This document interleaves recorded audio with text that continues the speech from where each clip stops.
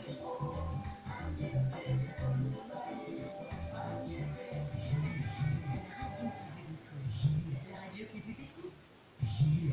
plus qu'une radio, bien plus. Quand le problème de la vie voulait leur 5 personnes viennent au secours, quand vous avez froid, 5 personnes viennent en aide, quand la détresse et l'angoisse font sur vous, quand vous avez l'impression que tout vous abandonne, que vous êtes seul au monde et que personne ne vous aime. J'ai la fréquence.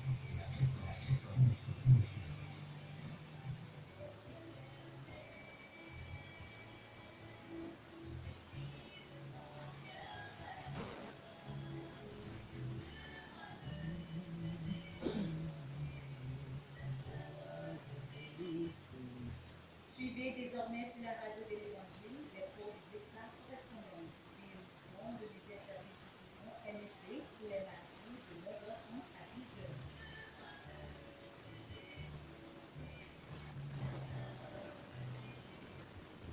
Contact 22 22 51 66 70 41 09 27 99 48 35 45 email msdlog2008@gmail.com BP 6254 vers le métro.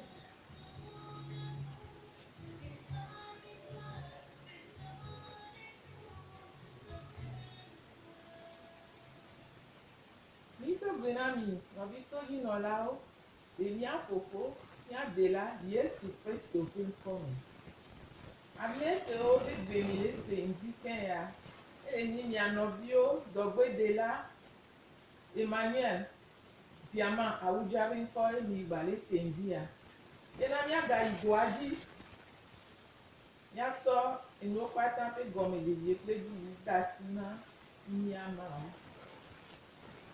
Papa maunu si on kata tomi de apena. Bubu fiana mi kafo emi do redi. Ela bena wa menule ga sumiasi. Bena mi agaba idwaji kudo. Papa mi so edwade asi ome.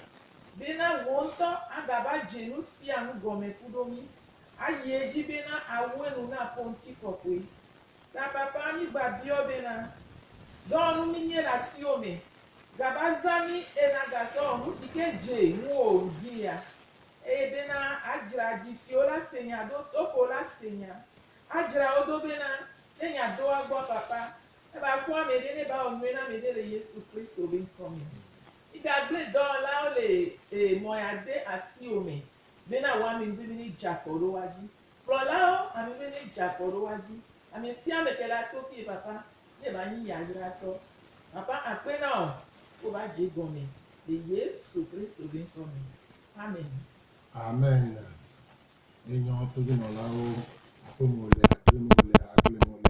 to tole tonji ole ehumole ma wo ne jira wo ma wo ne jira to senu wa alegbegbe na mi wunu la na lendele wo nyame asote to mi enyo mi da pe na mi akata we na we le se nyo nko la shablara ne po indiquem caché quelque la France so yikashi quelque so yikaola ya senya pe kola mo ne yirami na me kono le didi pe senya degbe si go ni pe gbe la mo ne yirami ro le Yesu Kristo ko come a didi dia mi gbona be na Yesu Kristo pe ha apakon enye Yesu Kristo pa pe ha apakon enye na Yesu to gbon be na ye pe ha la je peux pas go ma do musin le dio puis le poni bena ye me ha apa kon ni so kaka gale me kenke Yesu pa ni gba dia gbogbo me pa me po no kaka fu trop fond trop no ji pon to ame e pe me ve esu ne ta si ye le gbon ni bena aleske ye me ha ni apa kon la ni do la dralo la be mi le wa pa me ka ple no po pe gbogbo o fipodeo ple mbabla o sike tɔgbe tɔgbewo kple mamawo wɔ eye teni le kaka va ne gbe la ena be nusubɔ le dzɔ le hame mi le kpɔe tso vɔa agale me mi kpɔ se gbɔgbɔvɔ ɖeɖe kpe le ɔdɔa akpɔa wobla nu kpakple ŋusẽ ɖewo woɖu zo kpakple nɔnɔme ɖewo ena bena fipode sike mi sɔ de toa me la eɖi le ame ɖe ŋuti gbogbo ɖe ale gbegbe va hame be va subo mawo alafa d'ivoire et nous sion o role ngbe on va le scénario que gomo pe le poni be na fipode le wo do le premier wa mi gbon be na fipode a gomo poni be na ahovi bandodro amoro gbe ahovi bandodro amoro gbe pese e amoro be nkatima na enya do gbon ye dire premier anti alo nde jo ya me kota eti po jifo pa ni gban gbon ya le premier anti enya sia e dire premier anti gbogbo re nto puis le po ni po jesi amadre sike oni de sofia bena ne jesi amedele apome alo le premier me po anya bena fipodele le woto le premier me jesi gban to ani gbon bena amia eglile pe louvome alo pe louvome hwabi ale gbegbe bena adome se dodo diku legede ame gome dudu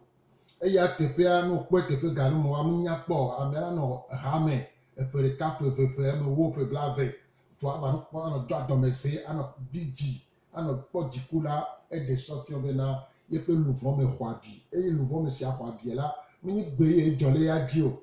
enu enye je gome so togbo le mama o va tuer tandi c'est que va gobe na mi togbo du fon yi e de bi me va no yibon la ya me su tole la si bi va gome ao ma be mo la be na ma wu gbonale so dipo e na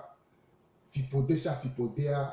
ya nu stele si la va trasirenti ye la kere ye pe ya ira me e jesi gbegbon ni e dohola mo gbo dans le lait le problème est bien donner par exemple sucre d'or pivi il y en a les français qui ont diabète et donner un couvi me d'or et donner à coco et donner à domé douame et donner à kulibo et donner à cadouame à mon rôle à jessia zele wa me tadi aller bebena et si a des sortions et donner à mon peu louvome une carte me louvome pour dome khwabi ale gbegbe bena on le sene que ton gomo e ya de sofian bena dovon dobala ya ekplo pour merdo so yi ton lia mi gbon bena nkatema mi gbon be ekododo e vi maji e nous soumet peu dans les léo pour non no po kufio ale gbegbe bena egbe la mo le o dodo gbogbo on te fofo kaka divio eyo o dodo po mu so am le signero alo no am le niero e ya ba de sofian be gbogbo to lo gbe a no no boku fio me gbogbo re to kuro e fi maji alo e so pe amoro le akoro no ntia o ba de o me bi donjo kuro abi sikele gere wa pe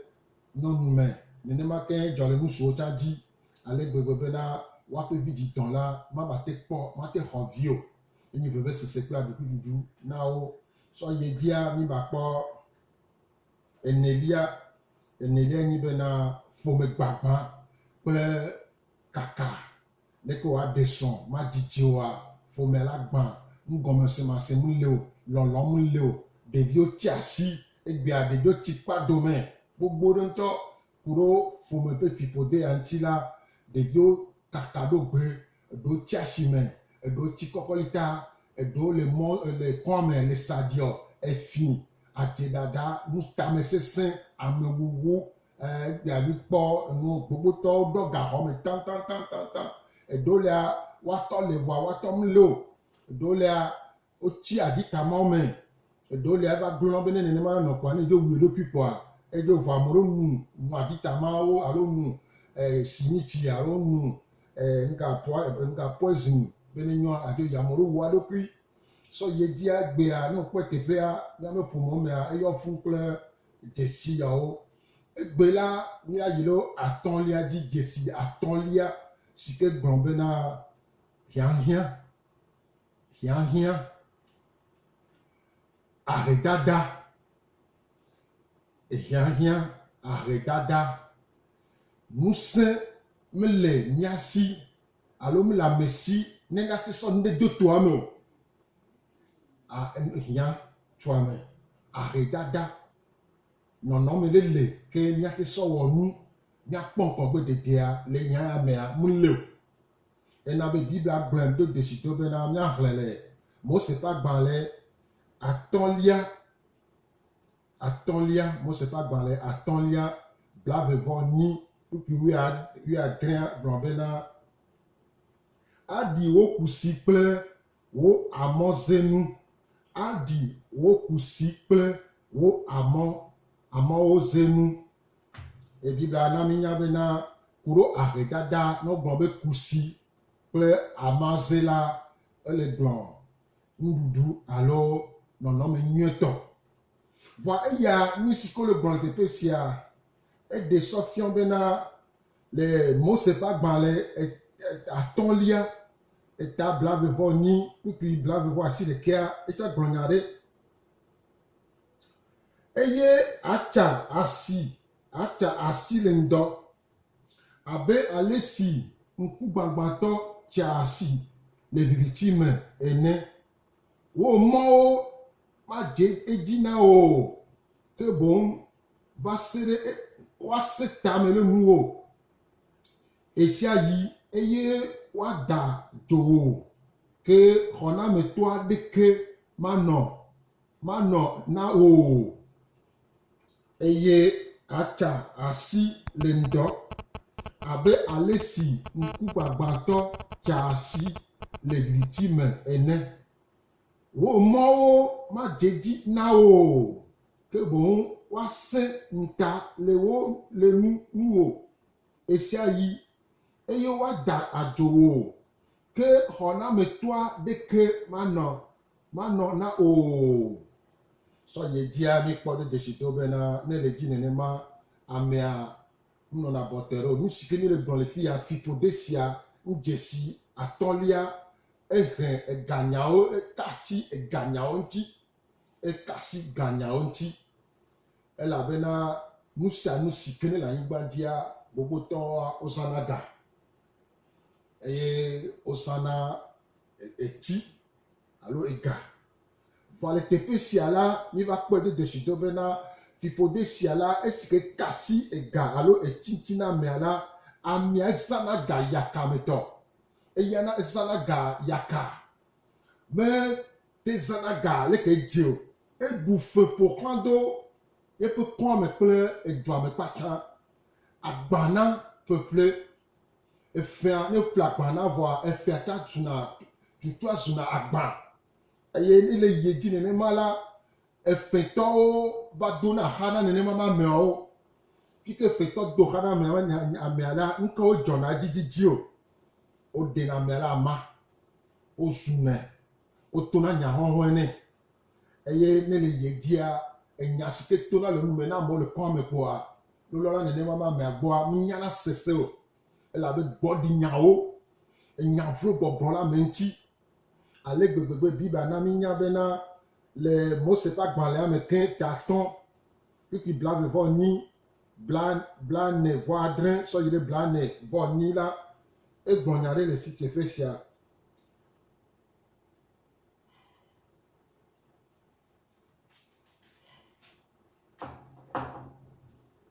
Esi nu sɔgbɔ ɖe asiwò eye mekɔ wo subɔsubɔ Yehowa wo Mawu la fa to dzi me o la, eya ta dɔ kple tsikɔ awu wò, ati amama eye hiã atu wò le nu geɖewo me, gake hafi nagasubɔ wo futɔ siwo nyi Yehowa dɔ ɖe ŋuwò la eye woaɖe kakuti kɔ na wò va se ɖe esime nàtsrɔ̃ wo avɔ. Abatɔ yi dzi. Esi ŋudɔ sɔgbɔ ɖe asiwò eye mekɔ mɔ ke subɔ Yehowa wo Mawu fa tso dzimewò la, eya ta dɔ kple tsikɔ awu wò, ati amama eye hiã atu wò le nu geɖewo me, gake hafi naga subɔ o futɔ siwo Yehowa dɔ ɖe nuwo la eye woaɖe gakuti kɔ na wo va ɖe esime wòatsrɔ̃ wo avɔ sɔ yɛ dzia mi kpɔe ɖe dzesitɔ bena le teƒe ya ahedada le fi ɖo lea ezẽ tɔ gbogbo ɖo bena no kpɔ ame ɖewo ƒe agbe no kpɔ ame ɖewo ƒe nuwɔna la aƒe ɖo me le la tɔtɔ no kpɔ aƒea so dzi kaka va kɔ ɖe gɔmea anya bena ahedada lé aƒea ahedada lé kaka be zigintɔ tsã alo nusukɔsɔ gbana xɔntɔ tsã ŋute kpɔna gaple le o ne dzi le dza la edzi ƒona wo ɖewo le wɔ dɔ wowɔna dɔ ŋutɔ eme kɔna edɔa wowɔna eme kɔna ploploploploplo vɔa ahedada si ke ne ƒo go na wo nya si ke ne ge ɖe woaƒe susu me la ame ɖewo le gbogbo ɖe lea ahedada ge ɖe woaƒe nunya me ale gbegbe bena ŋɖewo va dzɔna ke la te kpɔ nɔnɔme nyui aɖe le me vɔ la ku ɖo ahedada ŋuti la gbe ku ɖo ahedada ŋuti la gbe mate kpɔ mɔ atasi ɖokui be yeage ɖe nunyui me kpɔ gbe ɖeke go ahedada sia kplɔna yina gbodome denega dona vle ame ɖewo le wotsi amama nuko la kpɔ la ɖu tsã ezu agba ŋute ŋuti o kaka ɖewo va hamea me ŋute tsã ame ɖewo le ɖi sa egbe o no yi egbedoɖaƒe ya woatɔ yi bubu woɖi sa kaka eɖewo va ge ɖe ekɔmamatɔwo ƒe ŋusẽ me ye wode tsi teƒe sia ahedada menye nu nyui aɖe ke nyi o eya ame sia ame ke ne le ƒomea me ke ne le ahedada sia ke nye fiƒode sia ta la wozãna ga ne wokpɔ gavi ɖea ne musɔ yi le trɔ̃ be sa vɔ ne trɔ̃ oa wola sɔ dɔ ɖe kokokoko ne kpɔ du ɖo me le kɔƒe ɖo me wodana agble nyui ɖe fain ke ga la nɔ asi vɔa ga sia la ɖoko be gune le trɔ̃ subɔsubɔwo teƒewo woaƒle kpakpa aƒle koklo woaƒle gbɔ̃ woaƒle nyiwo anɔ zã vɔa woawo ŋutɔ le axome la ga le me nuɖuɖu azu agba na wo eɖe sɔ fiã bena ame siawo la ƒome ƒe gbɔgbɔa ebla wo ŋutɔ gbogbo ɖe ŋutɔ eye wozu kluvi woɖu fẽ eye wozu kluvi ne ame ko ɖu fẽ doa kaka ame ɖewo lia wogena dzena woƒe axome xɔna woƒe nuɖo nusazãwo xɔne dzona be sane gbãdzo eye ame siawo la wotsina amama ale gbegbe be nyina ŋkɔ ŋukpe kple abɔbɔ ɖe anyi woado vlo la do ŋukpe le gaglagbe woado vlo le amewo dome woado aƒa le tawɔ bena ne metu fia na amewoa lekeleke ku leke le nyina ŋukpe ɖe gbogbo ɖe ŋutɔ ke le na me donc fiƒodea menye nu nyui aɖeke ne míasɔ de dɔwɔme o eya be va Mawu ŋusẽkatãtɔ la medo ŋugblẽa ne mí o dzesi adelia enyi ŋkɔ nukpɔkpɔ dzesi gbanɔamesi nukpɔkpɔ dzesi manɔamesi ele kpo nukpɔkpɔ dzesi mele ame ɖewo si o ame ɖewo lea si ale si ke nɔnɔme sesẽ ɖe la nɔ woasi woadi bena yeazu ŋuɖe le anyigba ya dzi la ku ɖe mɔkpɔkpɔ alo nukpɔkpɔ ma dzesi ya mele woasi o la wodo ŋuɖe kpekpe o ŋkuna drẽ tsã bena yeava zu ŋuɖe nukpɔkpɔ deŋgɔ si ke mele woasi oa eɖe sɔ fiã bena wole kpo ŋdogo ame gbogbo ɖewo lea nenema ye mu ɖo nɔnɔme sia o eme me kɔna o wole kpo eye ŋkeke sia ŋkeke ke ne kpe va kpɔ wole me nenema eye wowɔna ɖoɖo ɖe kpe le woƒe agbe ŋuti o womewɔna nɔnɔme le bena ɖe esɔmea ɖe esɔ ɖe etsɔ yava zu na ɖe esɔmea etsɔ yava zu ame ɖe esɔmea etsɔ yava wɔ nu ɖe ɖe anyigba dzi awɔ nu le teƒe ɖe ne woasɔ de yewoƒe ganyidze fiã awo nenema be ame sia la wole kpo eye fiƒode sia la ne ge ɖe ame ƒe agbe me la amea sɔɖu ɖe kpekpe menɔna esi o sɔɖu ɖe kpekpe menɔna esi o ele kpo ele se ŋku gbagba nɔ si ke ne le sɔ le zã me ne ele se ŋku gbagba nɔ si ke ne le di emɔ ɖe la to vɔa emɔ ɖeke mele esi o ahedada egamamanɔmesi ayaɖuɖu vevesese sia la enye fiƒode ge ɖe ame ɖewo ƒe agbeme ale gbegbe be wole anyigba dzi sie wole anyigba dzi kpo wole anyigba dzi kpo na ame ɖe gbɔm no yi mia dzia wola yi mia dzi no abe ɖusi dzia ayi ɖusi dzi vɔ wɔm le kpɔ alɛ le kpekpe le me o nuɖoɖo le kpekpe ŋutɔ le woasi o ne wobiɔ se bena ɖe egbe mi le kɔsi ɖe amea ɖe ɖoɖo kɔ ewɔ ma be o ayɔ le kpɔ be ne ɖe va yewoaxɔ nenema vɔa mawo meɖo mi nenema o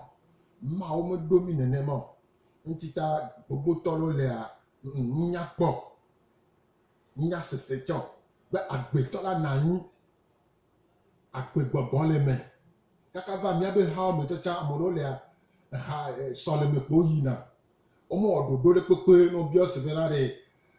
nuka ɖoɖo kɔ wɔ le hamea me gbe da ɖe ne kɔsi la me ma be o wogblɔ leke vɔ amate gblɔ nya gobi leke o kpoa enya etsi asi le gaglagbe le teƒe ɖe kpoa míaxɔ nenema elabena enu siawo la ele gbagba zã ena bena le dzolo me la alo le kɔƒe ɖewo me la esesẽna keŋgɔa ye ame ɖe ɖena zɔ ena nu siawo nyi nu gbegblẽ gale me bena na ame ɖe be yeaɖe zɔ yeawɔ leke la wola tsi yome nɛ la gblẽ doku be le míame gake mi le ɖevi me la ŋɖo lea ne woƒle le asi kpoa ya be numake do elabena womle dzi nu sia ne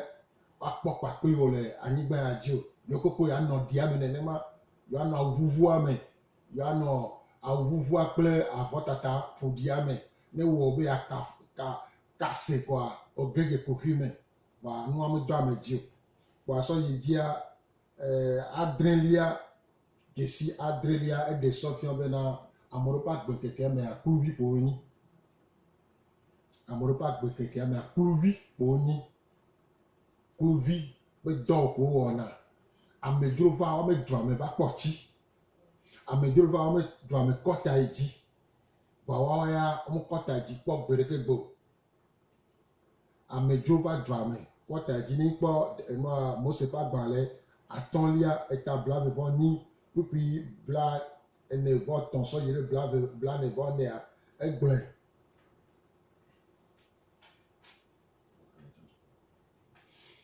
wa donc míatɔ mído ta aflatse game tsa lili mi vɔ mído ta aflatse be esia keka nuka dzesi amadre la ame ɖewo le ŋukpɔ xaxa le woƒe agbeme kpɔ kluvi me kpo wole wozu kluvi ne amekoso duta edutatɔwo kɔta yi dzi wokpɔ tsi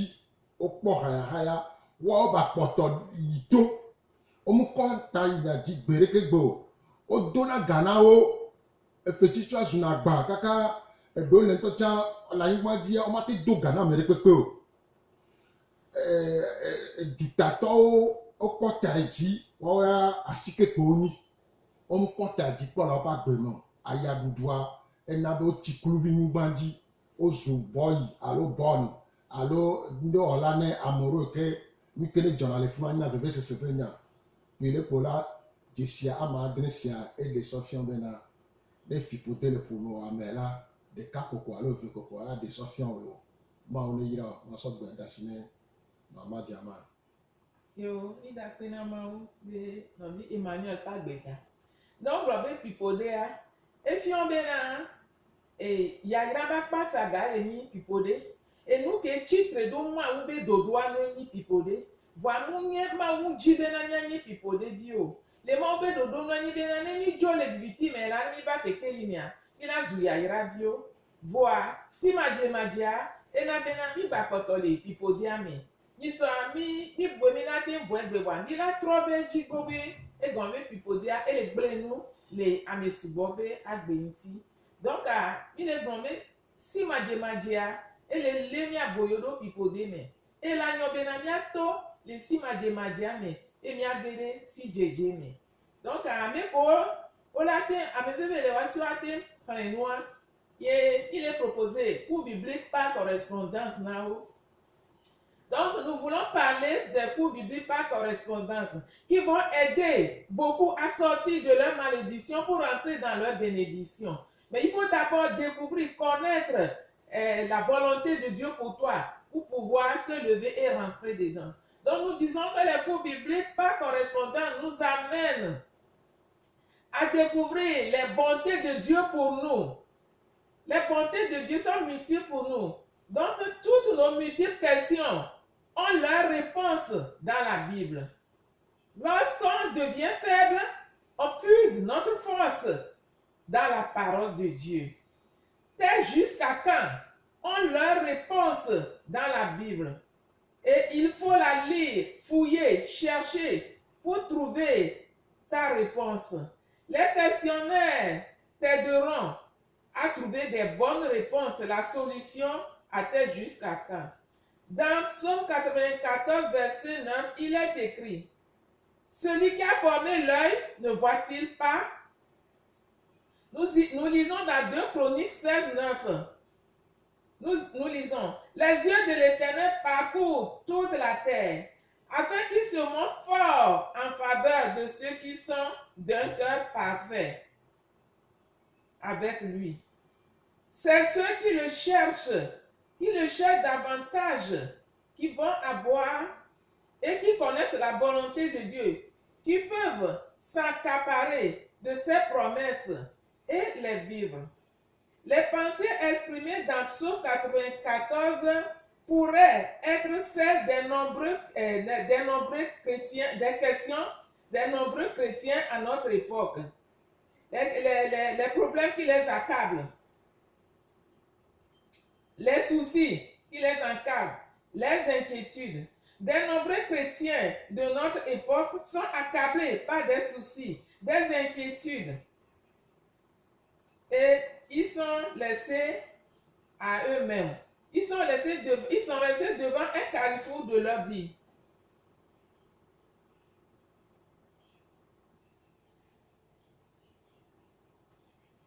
Ils ont la crainte du lendemain, mais la solution est dans la Bible. La parole nous encourage à savoir que rien n'échappe au regard de Dieu et que par sa force, il soutient les siens. Tu fais partie des siens. Tant que tu as confessé Jésus, tu fais partie des siens. Il est en mesure, il est capable. Dieu, notre Dieu voit. Il connaît nos besoins, nos soucis et il compatit avec nous. Par les cours bibliques, tu peux découvrir ces vérités dans la Bible et prendre position pour s'en sortir. Et tu ne marcheras plus dans l'ignorance, tu ne marcheras plus dans les ténèbres, tu ne marcheras plus dans les doutes,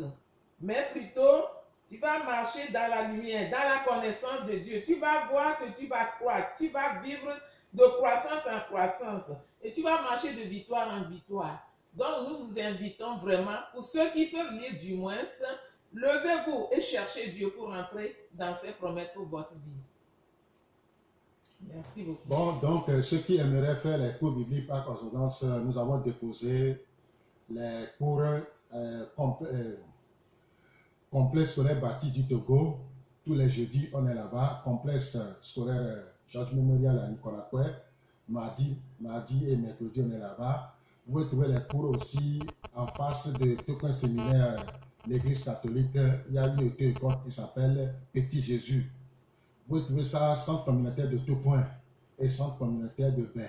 Voilà les dépôts que nous avons fait. Mais si vous voulez faire ça en ligne, mission www.missionmsd.fr mission msd.fr ou www.msd-online.ch. Ça, c'est la Suisse, ça.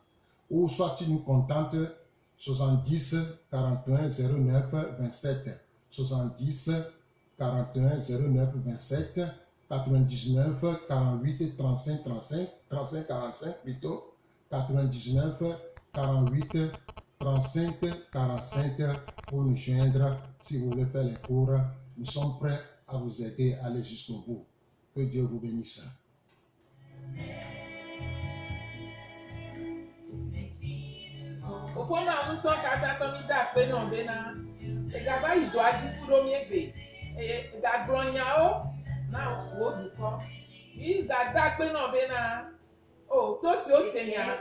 Enya gero to nwere me, eji nwere me. Da na be na wo amendele ne pro be na wazu be ba zu wowo e wa ba gbe me. Be na wa ko gade e wa ko katutu. Le Yesu Kristo be nkome. Amen. 99 48 35 45.